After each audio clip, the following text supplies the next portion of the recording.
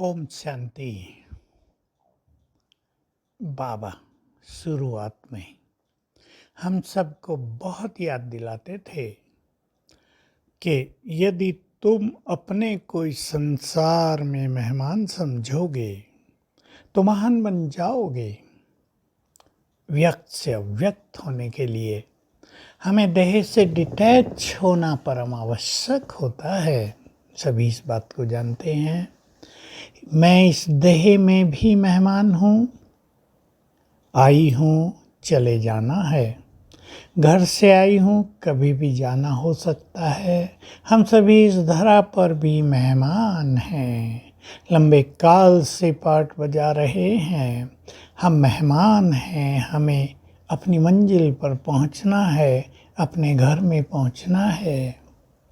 ये बात सभी को भूलती जाती है कि घर जाना है, क्योंकि मनुष्य संसार में इतना लिप्त हो चुका है, अपने परिवारों में इतना संलग्न हो गया है, काम धंधों में इतना रत हो गया है, विषय विकारों में इतना लिप्त हो गया है, मगन हो गया है कि उसका आकर्षण, उसका अटैचमेंट इस संसार से बहुत हो गया है। ये संसार उसके लिए बंधन बन गया है। इसलिए भगवान के बार बार बताने पर भी कि मैं तुम्हें लेने आया हूँ, तुम चलना चाहो या न चलना चाहो, मैं तुमको लेकर ही जाऊंगा। तुम्हारे हिसाब किताब चुकता कराकर तुम्हें पावन बनाकर मैं लेकर ही जाऊंगा। भगवान लेने आया। कितनी बड़ी बात है। मृत्यु नहीं, मौत नहीं, कष्टकारी नहीं। बहुत प्यार से बाबा के शब्द, भगवान के शब्द, मैं तुम्हें अपने नैनों की पलकों पर बैठा कर ले जाऊंगा। ये मुहावरा है, यानी बहुत प्यार से, बहुत सम्मान से तुम्हें अपने घर ले चलूंगा। तो हम अपने को मेहमान समझें और जाने की तैयारी भी करें। मेहमान समझने से देखिए, आप अभ्यास कीजिए। मैं इस देह में मेहमान हूँ और मुझे इस देह को छोड़कर अपने घर जाना है। फील करें, मैं आत्मा इससे निकल कर अपने घर में जा रही हूँ। ये देह के तत्वों में विलीन हो गया। एक दिन ये देह अग्नि को समर्पित हो जाएगा। मुझ आत्मा को अग्नि नहीं जला सकती।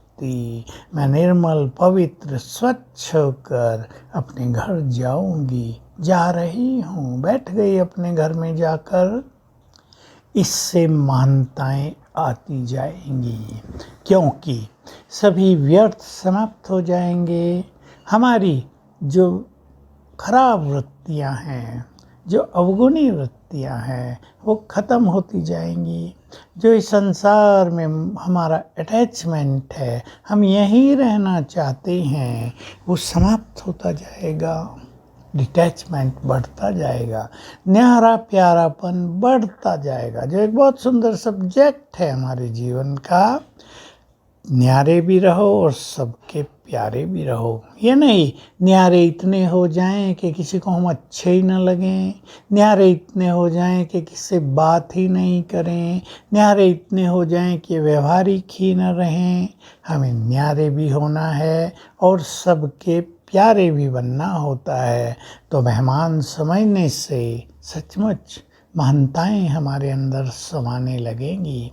हमें इस स्मृति में भी रहना है कि मैं इस धरा पर एक महान आत्मा हूँ।